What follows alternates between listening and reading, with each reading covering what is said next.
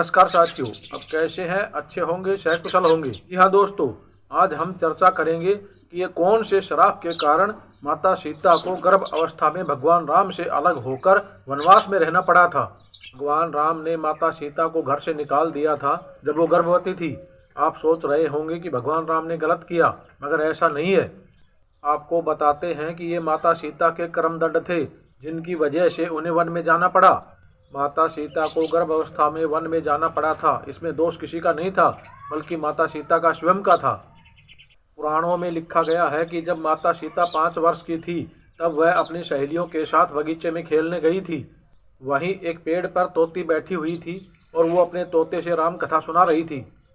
अयोध्या में राम जन्मे हैं, राम दशरथ के पुत्र हैं और उनका श्रृंगार अति सुंदर है।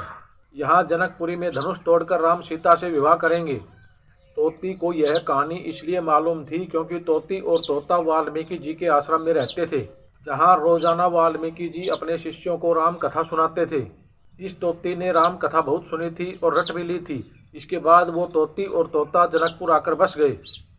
वहीं पर तोती तोते को राम कथा सुना रही थी तो सीता ने सुना कि ये तो मेरे बारे में बता रही है। तो मौका देखकर माता सीता ने तोती को पकड़ लिया और पिंजरे में बंद कर दिया और बोली, तुमने बहुत बढ़िया कथा सुनाई है और सुनाओ। तोती बोली, बहन मैं गर्भवती हूँ, मुझे कैद मत करो। माता सीता ने कहा कि मैं तुम्हारे लिए सोने का पिंजरा बनवा देती हूँ। यकीन मानिए, रातों रात माता सीता ने सोने का पिंजरा बनवाया भी और तोती से कहा, तुम इसमें रहो और तुम्हें जो खाना हो वो बोलो, मैं तुम्हें खिलाऊंगी, तुम मेरे पास रहो। तब तोती बोली, हे सीते, तुमने भले ही मेरे लिए सोने का पिंजरा बनवाया हो, पर मेरे लिए तो खुली हवा ही सोने के समान है।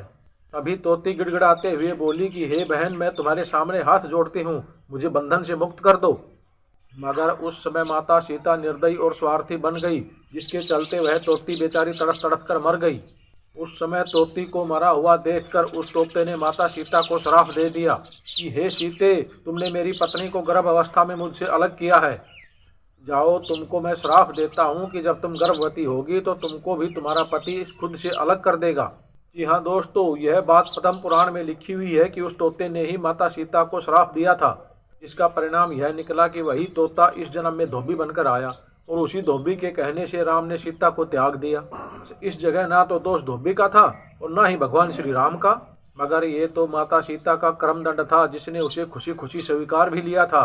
इसलिए माता सीता से सीखिए कि कर्मों का दंड यही भोगना पड़ता है, इसलिए इसे हंसते हंसते स्वीकार कीजिए और भोगिए। जब कर्मों के भोग को भोगने से भगवान ही नहीं बच पाए तो हम तो उन्हीं के बनाए हुए इंसान हैं। साथियों, अगर ये वीडियो आपको पसंद आया हो तो ज़्यादा से ज़्यादा संख्या में शेयर और लाइक करें। अगर आप हमारे चैनल पर पहली बार आए हैं तो सब्सक्राइब जरूर करें, ताकि आगे आने वाला हमारा वीडियो आप तक आसानी से पहुंच जाए। धन्यवाद। जय हिंद, जय भारत।